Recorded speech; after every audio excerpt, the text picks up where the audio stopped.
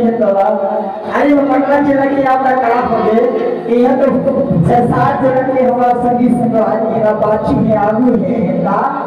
हाँ तो देखा काय दिखला कुछ केटा